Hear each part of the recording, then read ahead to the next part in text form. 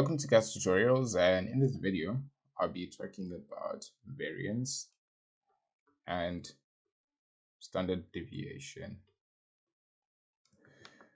So let's talk about what both of these are.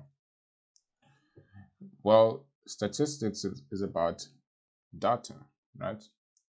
And it can be in any shape and form as long as we can try to figure out what it means.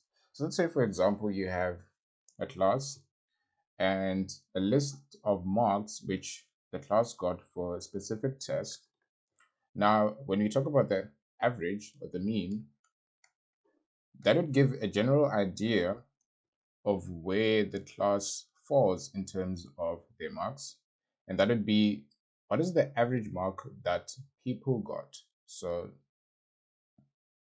we have a class, some people maybe fell on this side, some people find themselves in this range, and some others on this side.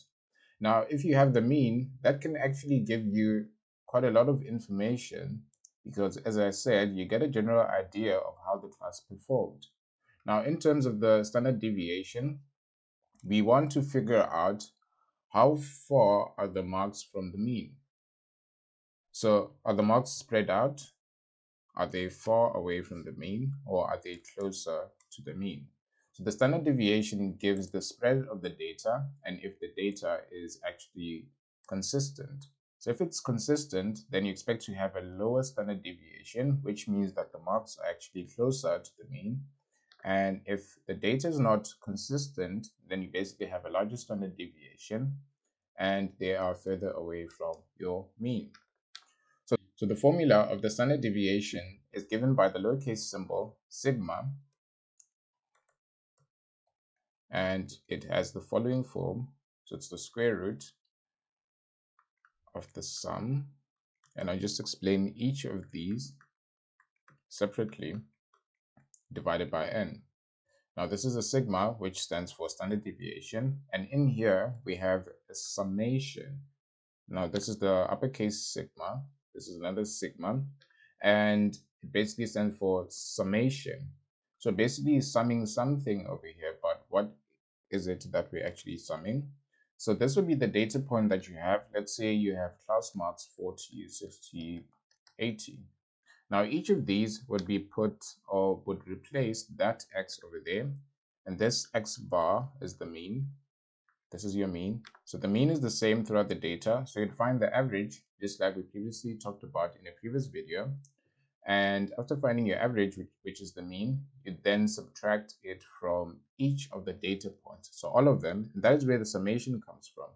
If you subtract your mean from this one, then get a value, subtract your mean from this one, get a value, get a value. Now you're supposed to add all of these values which you got after subtracting the mean and squaring it. That is where the summation comes from. So you literally do that for all your data points, then divide by the number of data points. In this case, we have 1, 2, 3 data points, and that would be the n. So n is the number of data points, and this x bar is the mean, and the x just would be the data points themselves. The summation is just you adding whatever you get after subtracting and squaring. Then you divide that by the number of data points and find the square root of the result. And the answer you get over there would be your standard deviation. And now your variance is just, if you square this, then you get the variance. So it's sigma squared, and that would be your variance. So you can use the variance to find your standard deviation, and you can use the standard deviation to find the variance. So that is how these two are related. And now let's just go into an example of how you'd use this formula or how you'd apply all of this stuff to actually find your answer. So let's say we had marks as I talked about. So let's say these are the marks in a certain class, and we have 1, 2, 3, 4, 5 people who took the test. And we want to use this data to actually compute the variance and standard deviation. So that is quite simple because we know the formula for the standard deviation looks something like this, right? And you divide everything by your n. And what happens here is you'd first find your mean, obviously, because it's in the formula. So we know the n, we know that point, and we have to find the mean. So to find the mean, you just do what we previously talked about in a previous video. I just linked that on the top right just for revision. And you basically add up all of these values, then divide by the number of data points. So you add all of your values, then you divide by the number of data points. So that will give you your mean. So you'd add your 52, you add your 44, 62, 66, and 60, then divide by 5, and that should give you the mean, which is the average. So the average or the mean is 56.8. So now when you're computing this, you just basically take your value, then subtract your mean. So 52 subtract that mean which you found, and the answer is negative 4.8. You now do the same with the 44. It has to subtract the mean. As you see, that is the heading of this column, and you'd have negative 12.8. 62 subtract the same mean, so you're always using the same mean, it shouldn't change, and you now have 5.2. Do the same subtraction, you have 9.2 here. And for the last one, which is 60, if you subtract the same mean, you should get 3.2. So that is the column that is associated with just subtracting the mean from each of the data points. Then the next column, you have to square your answers. And if you square your answers, this is what you get after squaring your answers. So you can just follow along and do it on your own and see if you get the exact same answers. So this is what we have. And now that we have everything, we are now ready to actually find what the formula talks about. So this is the summation of all of the values of this column.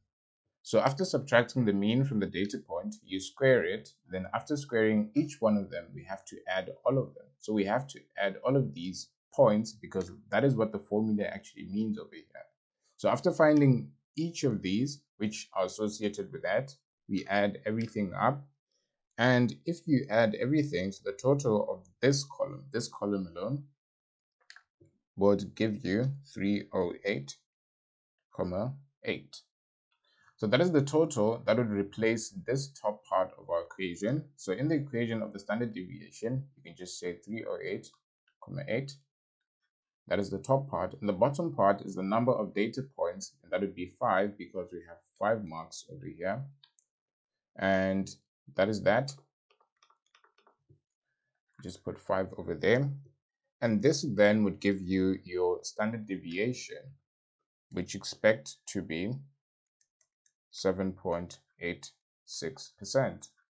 And it's given in terms of a percentage. That is how it is basically worked out, or this is only because our data points are given as a percentage, right? If you have any other type of data, then it would carry the unit of the data that you have. So when we talk about one standard deviation, you take your mean, then you'd move to the left and to the right. So you take the mean and you'd move to the left as well as to the right. Right? So this is sigma. Just doesn't look right, but it is sigma. So you take this mean that we had up here of 56.8, then you'd move about this much to the left, then you'd move this much to the right, because you might find some questions which actually ask which points lie within one standard deviation of the mean, right? So this is how you'd find your values. So if you look at this, then we have 56.8 subtract one standard deviation, that would be 48.94. And on the other side, we have this added to it, and that would be 64.66. And if you remember our data, we had 52, 44, 62, 66, and 60. So the question is, which values fall between these two extremes? So that would be one standard deviation because we moved only by one. If you're told two standard deviations, then you just put 2 and multiply a standard deviation. Whatever number of standard deviations you're told, you just take your mean and subtract that number multiplied by the standard deviation to the left, and take this number multiplied by this would be replaced by any, let's say, 1 standard deviation, 2, and so on, and you'd multiply by your standard deviation. So if you ask for the values which fall within 1 standard deviation, then you check which values fall between this and that. And if you look at the data, this is in that range, this is in the range as well, and this is in the range. So 3 of the points actually fall within the range, and they'll be in 1 standard deviation, and that would be your answer. So that is how you find the standard deviation. This is a manual approach, or this is how you basically do it manually. And as you can see, it's quite easy to actually do this because we didn't have a lot of data points. But now the question is, what if you had 20 data points? This table would be quite long. It would be very, very long. And that is why we have calculators. Well, calculators actually simplify the calculation of all of this stuff, and you can do that just by following the following instructions. So on the next page, I have instructions which you can follow just so you do this on your calculator. So let's say you had 20 data points. Let's say you had any number of data points.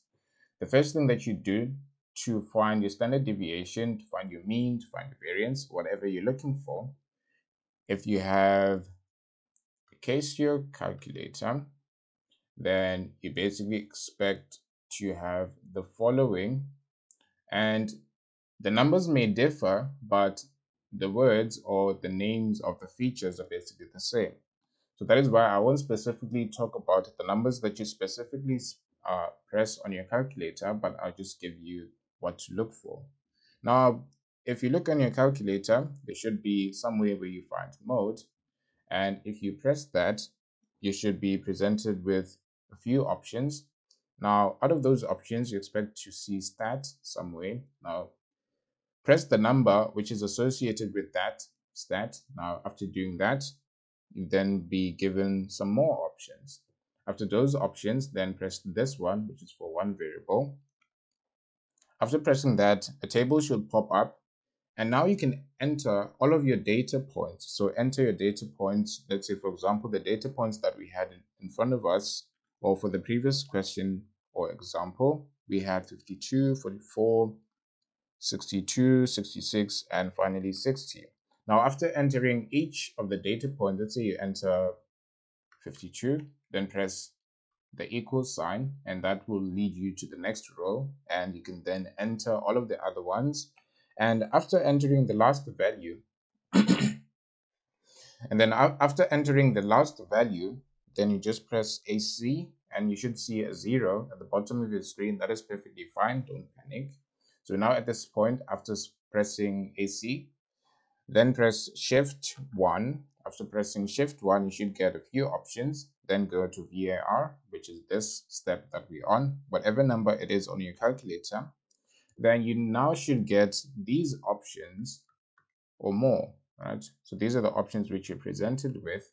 This one is for the number of data elements. This one's for the mean. And this is your standard deviation. And this is something which you don't have to worry about. So now that we have this, we can now find any of these. So let's say you forgot the number of values that you actually put into the column or the rows, then you can actually find that by choosing n as your value. If you want to find the mean of the data, then you can go ahead and find the mean. So this is a way to quickly find your mean. Just enter all of your values, then find the mean. And you can use this to confirm your answers if you're asked to find the mean manually, right?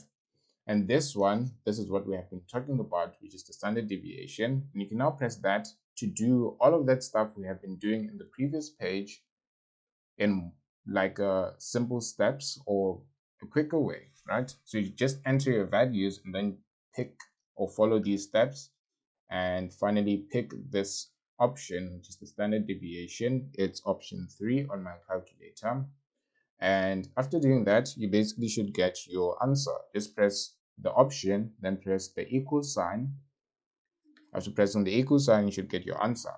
Now, the data is still saved on your calculator.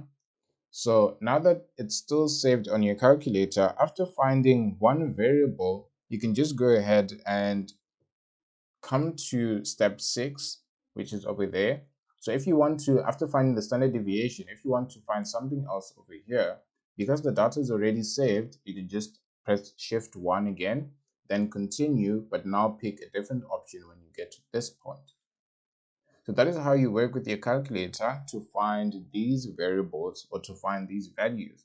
And I'm sure you can now use this to find your variance and to find whatever it is that you're looking for. So just explore with your calculator, be comfortable with doing this stuff so that you can actually do it in a test situation, and it is quite simpler that way. So that is it in this video. I hope you got something of value. If you like the video, just give it a thumbs up.